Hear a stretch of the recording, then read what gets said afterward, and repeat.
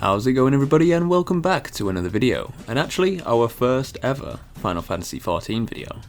So with Endwalker just around the corner, I thought I'd go over what I'm doing to prepare ready for the expansion, and hopefully go over some things that you guys will find useful as well. So if you enjoy this video or you do find it useful, then do give the video a like, dislike it if you dislike it, and if you are new then please do subscribe.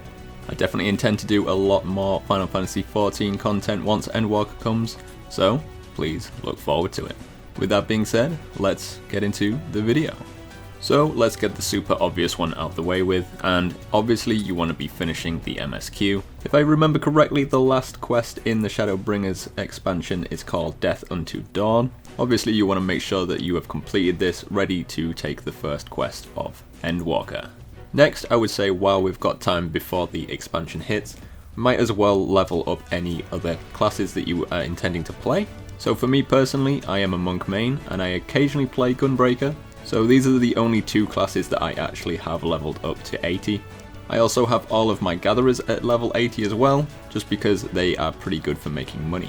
However, going into the expansion, I know that the Reaper class is going to be using maiming gear, so I may end up actually leveling my Dragoon as well, just so that there is gear ready for it to use. I'm definitely no healer, so I have no intention of playing the new Sage that's going to be coming out. However, I would suggest if you are going to pick up either of the new two classes, that I would go and buy a full set of augmented Skaven armor from Rhalgr's Reach. This will allow you to start off these new classes with eye level 400 gear, and it only costs Poetics, which is super easy to grind out.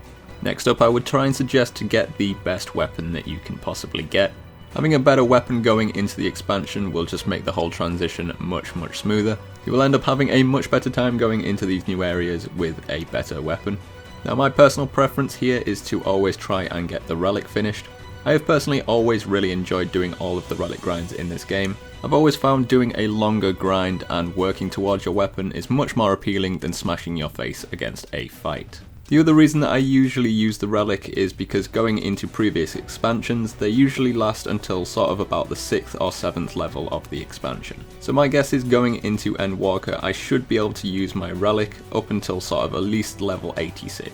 However, saying that, the upgraded Tombstone weapon is actually not that much worse. It's just a difference of 5 eye levels, so going into the expansion, it should last you for a lot of the early game. Next up, we want to try and make sure that we have the best gear we can get as well going into the expansion. So remember, they are removing belts going into Endwalker, so if you need to upgrade anything, do not buy any belts. Now, just like having a good weapon going into this, having a good set of armor is going to make the first sort of areas and the early levels much easier to deal with. Now I'm sure if you are already level 80, you probably already have the Crypt Lurker armor or the upgraded Crypt Lurker armor, and to be fair, that'll be absolutely fine for the early areas. I'm personally probably going to end up grinding out the armor from Zadnor using the platinum coins, and that's just because I still have my Gunbreaker relic to do, and I'm going to be getting them anyway, so I might as well. Next up, I would say try to make sure that your retainers and your inventory are as clear as possible. There's obviously going to be a ton of new items coming into this expansion. This is honestly something that I personally need to do sooner rather than later. I already have an extremely full inventory, and I have about 4 or 5 full retainers of old gear and old crafting materials that honestly I'm never going to get around to using. Next up, I would suggest to try and make a little bit of money before the expansion drops. Honestly, money in this game is pretty easy to get. Pretty much anything you do in game will make you money.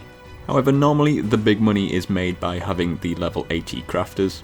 I personally have never gotten on with crafting, I don't really enjoy it, so the way I've always made money in this game is using my gatherers. So obviously the reason we want to make some money before going into Endwalker is that everything initially in the expansion is going to cost quite a bit.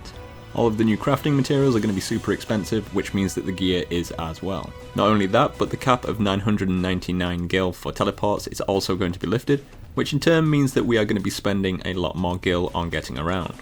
And the final thing I can think of for this video is setting up our challenge logs ready for the day of expansion. Now, challenge logs give an absolute ton of XP, and you can use these to your advantage to basically get a full level within the first sort of half an hour of the expansion. This is just a nice thing to do early on so that you don't hit any sort of level walls while doing the MSQ. So to set these up, you want to be doing it the night before the expansion drops.